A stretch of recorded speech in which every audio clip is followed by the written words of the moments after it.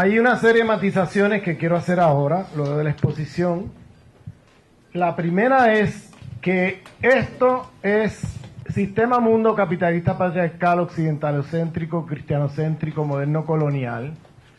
Pues otra manera de llamarlo es civilización occidental. Otra manera de que se puede llamar es civilización de muerte, porque los indígenas usan ese término, civilización de muerte. ¿Por qué civilización de muerte? Porque este sistema ha matado más vidas humanas que ningún otro sistema en la historia de la humanidad. Y además ha matado más formas de vida que ninguno otro en la historia de la humanidad. Al punto que no sabemos si va a haber vida en la Tierra de aquí a 100 años. O sea, o menos. De manera que el nombre civilización de muerte es el nombre que acuñan los pueblos indígenas del mundo, que no son solamente en América Latina, en África y en Asia, que usan este término para describir este sistema. Observen cómo el uso del término civilización, que se usa en las epistemologías y en las perspectivas de la zona del no ser, ¿no? En oposición a hablar de un sistema capitalista y punto. Entonces, pues esa sería una manera de llamarlo, de una manera más abreviada. O Quijano le llama patrón colonial del poder. Claro, él no lo ve de la misma manera, porque él tiene otras categorías y otra manera de articular esto, como lo explicamos ayer, donde para él hay unas formas de existencia social a través de las cuales la colonialidad opera controlando, ¿no?, la autoridad política, el sexo, identidad, epistemología y el trabajo. Eso lo discutimos ayer por la tarde. Para mí es importante, yo lo hago de otra manera diferente a él. Para mí esto sería el patrón de poder colonial, si es que fuera a usar ese término de Quijano, porque para mí todas estas son jerarquías de poder que nacen al calor de la historia colonial y que no desaparecen con la eliminación de las administraciones coloniales. Y eso sería la colonialidad. La colonialidad para mí son esas estructuras de poder que emergen de la historia colonial, pero que una vez emergen y se cristalizan, ya no son reductibles a las administraciones coloniales, porque pueden continuar su existencia en un mundo ya sin administraciones coloniales. ¿Por qué? Por varias razones. No es solamente que estas jerarquías de poder se consolidan y materializan formas de poder en diferentes ámbitos de la existencia social, es que también las internalizamos en nuestra subjetividad. Ustedes saben la película The Matrix, ¿no? Pues este es el Matrix. Este es el Matrix que está invisibilizado, que nunca lo nombramos, nunca lo articulamos, pero que nos constituye en nuestra subjetividad, en nuestras identidades, nuestras maneras de ver el mundo, nuestras maneras de actuar en el mundo, ¿no? Pero que usualmente no lo ponemos de esta manera, porque usualmente fragmentamos el conocimiento, ¿no? Por ejemplo, el pensamiento eurocéntrico diría, cuando yo presento esto en lugares más disciplinarios de las ciencias sociales, la gente se queda mirando y dice, oye, pero ¿qué es esto?, ¿no? Porque si tú haces ciencias políticas, se supone que tú te dediques a mirar esto, la jerarquía interestatal, ¿no? Y ciencias políticas, el Estado, derecho, todas estas cosas, ¿no? Si haces economía, se supone que tú mires esto, ¿no? Si tú haces filosofía, tú miras esto. Si tú haces educación, tú miras esto con esto. Si tú haces lingüística, pues tú miras acá. Si tú haces estudios religiosos, tú miras aquí. Estudio de los medios de comunicación, miras acá. Geografía, miras acá, ¿no? Sociología, pues tú miras a esto, quizás con esto, ¿no? Pero cada disciplina tiene su espacio, ¿no? y tiene su ámbito. Entonces lo que estoy planteando aquí es que tenemos que pensar transdisciplinariamente. Y pensar transdisciplinariamente se trata precisamente de no anclarse en una disciplina, sino en pensar más allá de las disciplinas y en pensar en términos de problemas del mundo, no en términos de problemas disciplinarios. Y lo que pasa con las academias occidentales es que caen en lo que Lewis Gordon llama, filósofo fanoniano afro-jamaiquino, que le llama decadencia disciplinaria, porque nos dedicamos a descifrar los problemas de las disciplinas y perdemos de vista los problemas de la realidad del mundo. Entonces, si dejamos de lado los problemas de las disciplinas, que eso es lo que él llama decadencia disciplinaria, donde sustituimos los problemas de disciplina por los problemas de la realidad. Y entonces terminamos en un monólogo entre los académicos sobre quién es el que dice las cosas mejor o más bonito o más de moda o no sé qué. Entonces, parte de lo que se trata es romper con esa decadencia disciplinaria y miremos el mundo y miremos los problemas del mundo y miremos entonces más allá de las disciplinas. Entonces, ¿qué es lo que yo hago aquí? Esto no es ni antropología, ni ciencias políticas, ni economía, ni estudios religiosos, ni nada de eso. Está todo ahí, ¿no? Integrado al mismo tiempo, sin establecer divisiones disciplinarias de nada, ¿no? Que eso sería una perspectiva más transdisciplinaria. No es interdisciplinaria, porque la interdisciplinariedad deja todavía intactas las disciplinas y las pone a dialogar unas con otras desde sus disciplinas. Esto es transdisciplinario porque no estamos tomando como punto de partida ninguna disciplina, al mismo tiempo que estamos integrándolo todo, ¿no? En lugar de fragmentando. Cuando tú fragmentas, y ese yo creo que es parte de lo que pasa en las ciencias sociales, occidentalizadas, coloniales, es que no te permite entender qué rayos está pasando, porque está todo tan fragmentado y dividido que no logras poner el conjunto de las cosas, ¿no? Sino que todo queda dividido una cosa de la otra, cada cual en su especialidad y en su mundo, sin lograr conectar las cosas. Entonces, parte de lo que trato de hacer en este giro decolonial de la economía política es, vamos a mirar las jerarquías de la economía política sin anclarnos en una visión disciplinaria, sino vamos a mirar qué es lo que ocurre en la realidad del mundo y tratar de entenderlo, ¿no? Y es entenderlo pensando ya en transformarlo. Entonces, aquí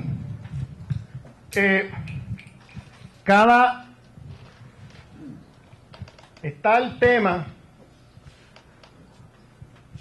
Aquí volvemos otra vez a la discusión nuevamente de por qué es que yo pongo el tema de la línea del humano como transversal, como el elemento transversal analítico fundamental desde el cual partir y no poner otra línea. Fíjense que cuando pongo esa línea es para dividir la zona de ser y no ser analíticamente, como decíamos estos días. Entonces, si yo voy a analizar la economía política y la división internacional del trabajo, pues yo quiero ver aquí la zona de ser y no ser que ocurre aquí, ¿no? Para ver la articulación de las relaciones de clase, etcétera, en relación a esto. Y yo quiero ver cómo en cada una de las estructuras, sea en la jerarquía estética o de los medios, etcétera, en qué lugar de las dos zonas del mundo es que estamos hablando, ¿no? Que están ocurriendo estos procesos. Están ocurriendo en los dos, pero hay zonas de no ser y zonas de ser ahí operando en cada una de las jerarquías, ¿no? Que si ponemos... Ahora, una vez haces ese ejercicio, luego traes, si vas a estudiar los medios de comunicación, puedes meter ahí la epistemología, la cosmogonía, ¿no? El cristianocentrismo, puedes meter ahí el género, la sexualidad, otros ejes que te permiten entender, bueno, qué pasa con los medios vistos desde esta zona o desde esta otra zona, ¿no? El ejercicio que hacíamos antes, no sé si me siguen, de dividir primero en zona de ser y no ser, para luego mirar la interseccionalidad, el enredo, porque el enredo en una zona no es la misma que en la otra. Por eso es que yo pongo analíticamente, no quiere decir, cuando digo analíticamente no quiere decir que sea lo único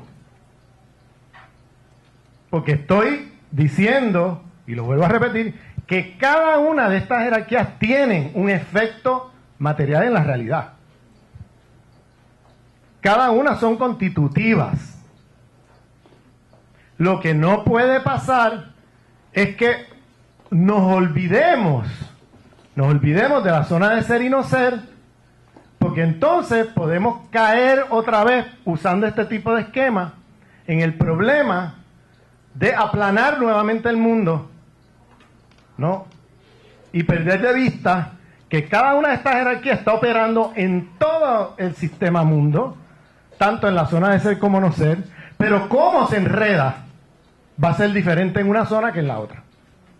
Y de ahí que analíticamente lo que estoy planteando es que primero hay que mirar cómo la jerarquía no racial atraviesa todas las relaciones de poder, creando zonas de ser y no ser, y luego empezamos a ver cómo la relación de género, sexualidad, las otras, entonces crean efectos en cada zona. Eso es metodológicamente un poco lo que estoy planteando, porque si no, podemos caer fácilmente en el universalismo abstracto que criticábamos del pensamiento eurocéntrico y perder de vista cómo el enredo, la interseccionalidad opera de maneras diferentes en cada zona. No tiene los mismos efectos sociales ni los mismos efectos de poder. Genera otros efectos y otras situaciones. Y tiene mucho que ver con los modos de dominación que hablaba antes, ¿no? Cómo los modos de dominación van a ser distintos. Entonces, en lugar de primero atravesar todo por género, o por clase, o por otro eje, yo digo, primero hagámoslo por el tema racial, de zonas de ser y no ser, y luego podemos entonces empezar a ver cómo es que ocurre la interseccionalidad, el enredo entre múltiples jerarquías de poder en las diferentes zonas. Eso es lo que estoy planteando. No estoy negando el análisis de género, no estoy negando el análisis de sexualidad. Es que si empiezas por allá, es muy fácil caer en la visión del feminismo occidental, aplanando la realidad de todas las mujeres, ¿no? Y convirtiendo mujer en un significante de abstracto, ¿no? Una especie de universalismo abstracto. O si empiezas por clase, pasa lo mismo. Puedes atravesar todo esto por clase y lo puedes hacer perfectamente, pero si no has hecho previamente el ejercicio de en qué zona del mundo está ocurriendo el proceso, podemos caer otra vez en el universalismo abstracto del marxismo occidentalizado del proletariado y aplanar, ¿no?, la realidad de todo esto, ¿no?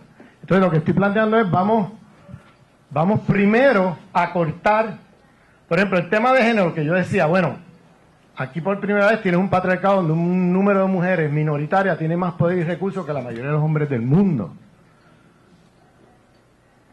Pues eso no lo puedes entender si antes no cruzas el tema racial sobre género y sexualidad. No lo puedes entender. Y el peligro de no hacer eso antes, previamente, es el peligro de caer en el imperialismo queer que criticaban los negros y los árabes en Alemania, que les hablaba más temprano, o caer en el imperialismo feminista occidental, que es aplanar nuevamente, ¿entiendes?, la experiencia de un gay en la zona del ser con la de la zona del no ser, o la experiencia de una mujer en la zona del ser que la del no ser. Y al aplanar eso, volvemos otra vez al eurocentrismo. Por eso es que yo no quise presentar esto antes y quise empezar por allá. Porque esto fácilmente puede tener un giro eurocéntrico, fácilmente, si no tomas en cuenta el fundamento que planteo, fanoniano, ¿no?, de zona de ser y no ser. Poco... por eso es que no haya análisis de género, por favor, no me malinterprete, porque no quiero que se lea esto como que estoy subestimando, estoy sacando... No, al contrario. El análisis de género es fundamental, el análisis de sexualidad es fundamental, el análisis, todas estas jerarquías son fundamentales. Y hay que ver cómo, si tú estás mirando, qué sé yo, la jerarquía epistémica, estás mirando el sistema universitario, tienes que ver cómo opera el patriarcado aquí. Tienes que ver cómo opera el sistema cartesiano aquí como pedagogía. Tienes que ver qué lenguas se están privilegiando aquí. Tienes que ver qué tipo de estética se privilegia ahí. ¿Ves? Cualquier cosa que estés analizando la tienes que cruzar con todo lo demás. No puedes entender nada aislado de lo demás. ¿No? Lo que decíamos antes, nada es reducible a otra cosa, pero nada se puede entender sin las otras cosas. Pero, para que podamos capturar previamente cómo está operando estas jerarquías sexuales, de género y todo eso, y todas las demás, primero tenemos que ver en qué zona del mundo estamos hablando. Porque van a ser muy diferentes en cómo está operando estas mismas jerarquías de poder, que vienen a ser las mismas, lo único que operan con modos de dominación diferentes, dependiendo de qué zona está. No sé si, no tienen que estar de acuerdo. Simplemente, al menos que entiendan qué es lo que estoy diciendo. ¿No? Al menos eso. Que es lo que estoy planteando. Y es diferente a lo que se ha hecho hasta ahora, porque siempre los feministas empezaban por cortar el mundo a través de género. Los marxistas empezaban por cortar el mundo a través de clase. El queer empezaba por cortar el mundo a través de sexualidad, o etcétera, ¿no? Y entonces lo que estoy planteando es, sí, hay que cortar el mundo con todo eso, pero previo a eso, a nivel analítico, tenemos que primero cortar el mundo en términos de la línea del humano. ¿Por qué? Porque los modos de dominación en cada zona, como hablábamos el otro día, usando la perspectiva de Boaventura de Sosa Santos, va a ser diferente. Y por tanto va a tener efectos distintos, modos de vida distintos, experiencias vividas distintas, niveles de pobreza y de riqueza distintos, etcétera.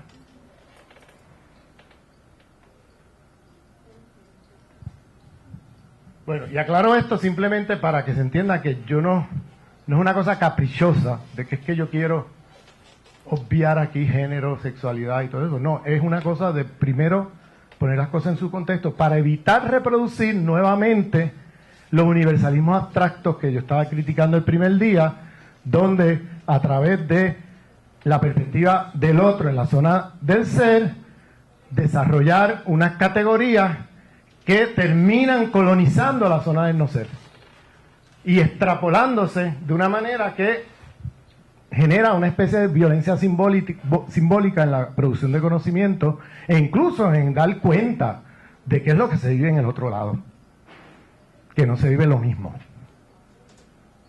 Allá se vive otra cosa, ¿no? Y esa era la idea, ¿no? Entonces, el otro asunto que yo quería discutir era, entonces, si esta es la situación, ¿cuál sería los modos de clasificación social que vamos a usar?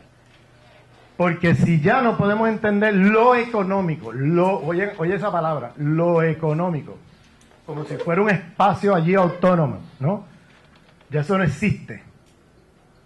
¿No? Lo que existe es un enredo de jerarquías de poder en el cual lo llamado económico, entre comillas, está ya cruzado y atravesado por todas estas otras cosas, ¿no? Entonces ya no es lo económico. Si ese es el caso, entonces la clasificación social, el viejo análisis de clase, que era lo que se hacía para hacer la clasificación social, el análisis de clase se nos queda corto. Ya no podemos usar el viejo análisis de clase porque nos remite nuevamente a los mismos problemas que estoy tratando de criticar aquí. Entonces tenemos que tener un análisis de clasificación social distinto. que sea interseccional. Que sea interseccional. Entonces, si miramos, tenemos aquí hombres occidentales heterosexuales capitalistas.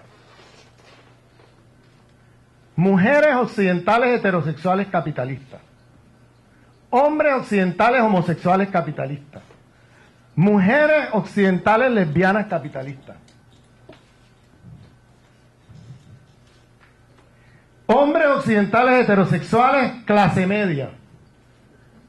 Estoy haciendo aquí una cosa bastante simplificada porque cada una de estas cosas se podrían dividir aún más. Y si metemos el tema espiritual, cristiano, no cristiano y todo eso, estamos aquí la tarde entera. Pero para darles una idea, ¿no? Mujeres occidentales heterosexuales clase media. Hombres occidentales homosexuales clase media. Que aquí hay profesionales, hay empleados de la burocracia del Estado, hay lo que se llama la clase media entre comillas, ¿no? Lo estoy apretando ahí con ese término tan terrible como clase media.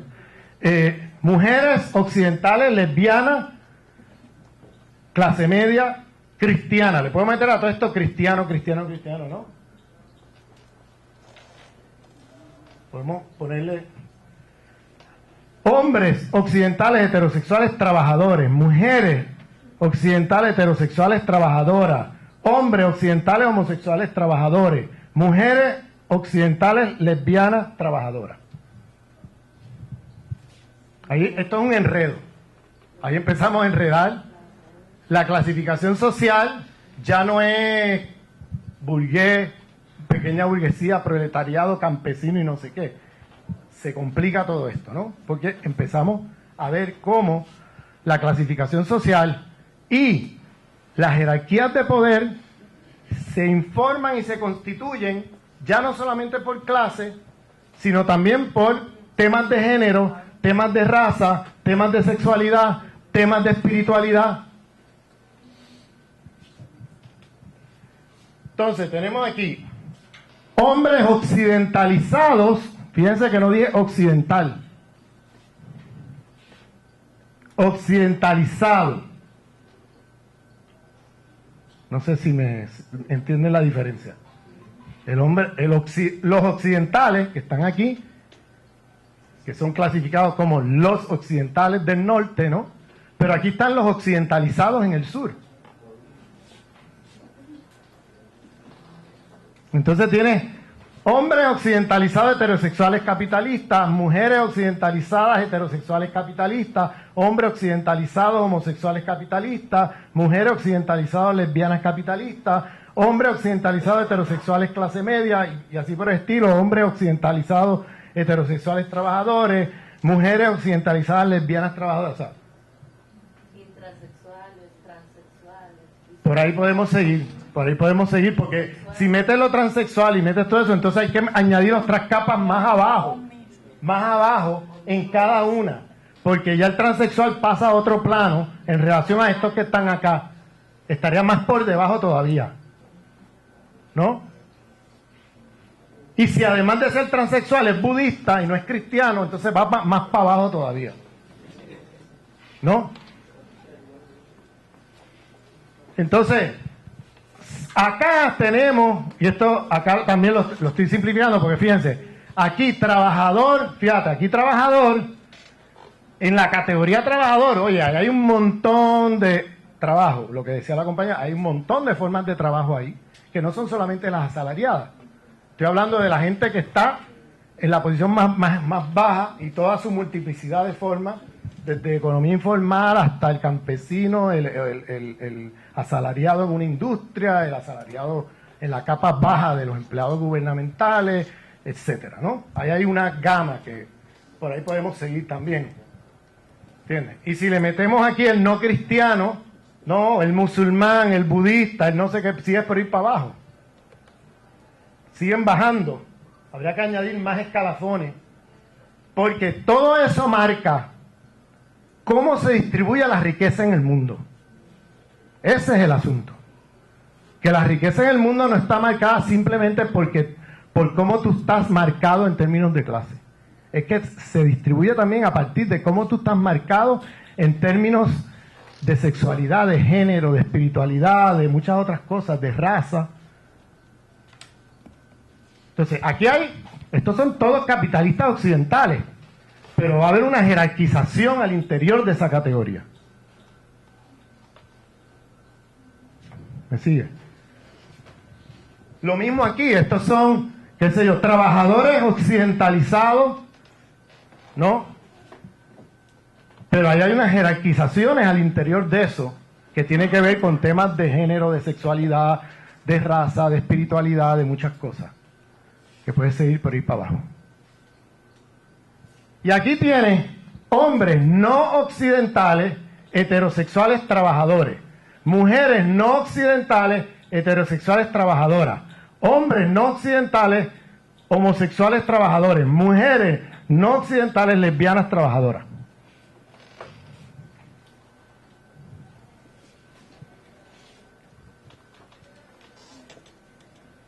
Cuando digo no occidental, recuerden que estoy hablando no de un color, no de una cultura, no, es una posicionalidad en relaciones de la jerarquía no racial global. Es una posicionalidad. Porque yo pondría aquí las élites negras de color de piel occidentalizadas de África, están aquí.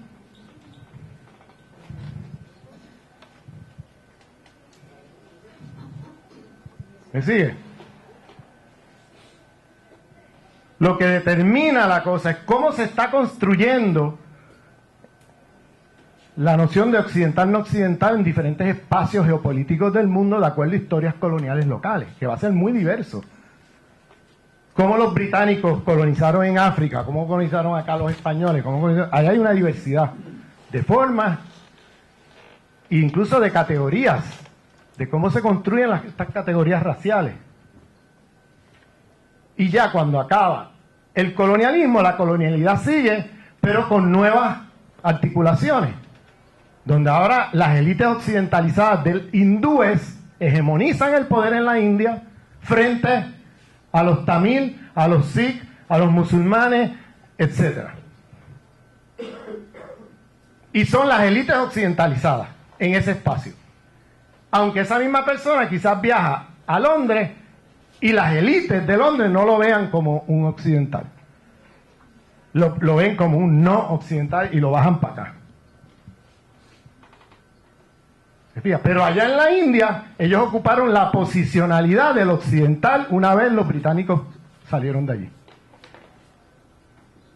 Y lo mismo con las élites africanas. Entonces yo pondría aquí esas élites occidentalizadas del tercer mundo, que son de muchos colores, muchas religiones y muchas, ¿no? que entrarían aquí. Aquí. Por eso tenía que explicar desde el principio qué significa racismo. Porque si tú entiendes racismo de una manera reduccionista, como que el racismo es color, te perdiste. ¿Entiendes? Pues, ¿cómo es posible que tú digas que un africano negro pueda ser una élite occidentalizada en África? ¿De qué tú me hablas? ¿Entiendes? ¿Cómo es posible que un hindú sea occidentalizado, parte de ese mundo occidental, sea el occidental en la India? No, ya esos no son occidentales, son hindúes. Pues no, en este sistema mundo, como es occidentalocéntrico, ¿no? Cuando acaba el colonialismo, siguió la colonialidad. Todas estas jerarquías continuaron en el presente y lo que hicieron fue que constituyeron los nuevos estados independientes de la periferia del mundo. Una vez terminó el colonialismo, los atravesaron con las lógicas de esta civilización, reproduciendo otra vez el mismo paquete. Porque esto es un paquete de relaciones de poder. Esta civilización opera así. Entonces, acá están los sectores. Si ustedes se fijan, aquí está por lo menos el 75-80% de la humanidad. Aquí. El 75-80% de la humanidad, de los seres humanos en este planeta, en esta civilización, están aquí. Y reciben, son el 80% de la población del mundo y reciben el 20% de la riqueza del mundo. Cuando se habla de que Brasil es el país más desigual del mundo, a base del Gini. ¿El qué? El coeficiente de Gini, muchas gracias. No me acordaba cómo se decía en español, pero se dice igual. El coeficiente de Gini. La gente piensa pobres y ricos. Pero no, váyase a Brasil y usted va a ver que no son pobres y ricos, son blancos y negros. O blancos y no blancos. Así es como está dividido el Gini allí.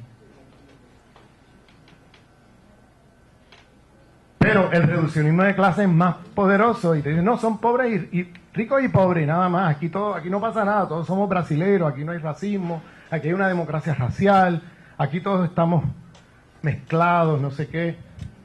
¿No? Pero usted se va a una favela y ahí están todos los no blancos. Y usted se va para el otro lado y ahí están los blancos. En la construcción de blancura de ese espacio, que no es la misma que la de los Estados Unidos o el otro lugar.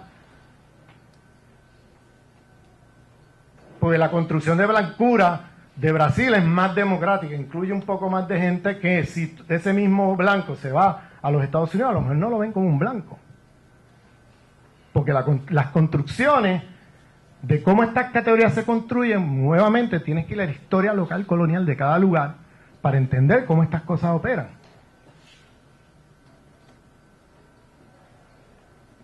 Lo que no puedes decir, por ejemplo, Julia Butella, que es una de las líderes de los indígenas de la República, de origen árabe, musulmán, argelina, en Francia, fenotípicamente en Brasil pudiera pasar por una blanca brasileira. De hecho, yo tengo un amigo francés argelino que me dijo, oye, la primera vez que me sentí blanco fue cuando visité Brasil. Todo el mundo me miraba como si yo fuera francés.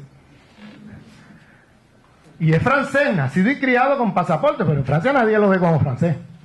Pero se va a Brasil y en las categorías raciales de Brasil él pasa como blanco. Pero en Francia no pasa como blanco. Eso es para mostrarte cómo cada espacio tiene su historia colonial y sus construcciones de categorías raciales, ¿no? Entonces, si aquí está el 80% de la humanidad,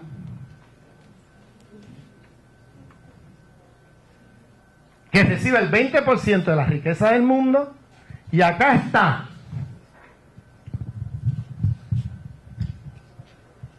el, qué sé yo, 25, 30 o 20% de la humanidad, recibiendo el 80% de la riqueza del mundo, pues te das cuenta de que estamos hablando de un sistema, una civilización que está montada sobre una grave desigualdad, pero que esa desigualdad no es únicamente de clase.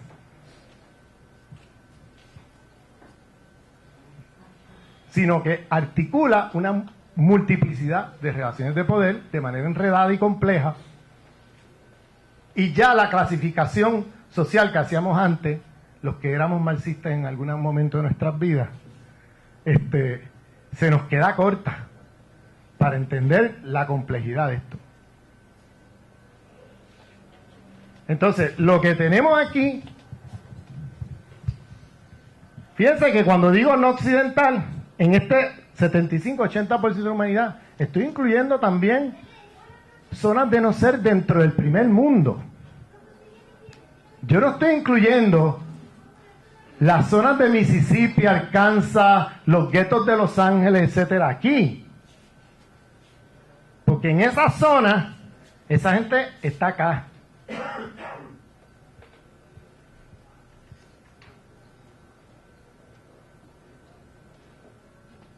Y tampoco estoy incluyendo aquí, como los no occidentales, élites occidentalizadas o trabajadores occidentalizados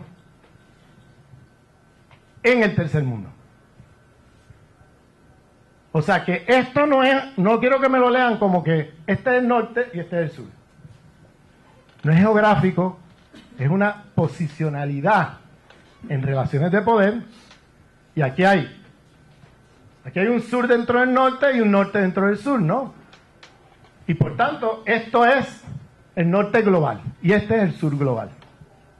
Cuando digo sur global, incluye el sur dentro del norte. Y cuando digo norte global, incluye el norte dentro del sur.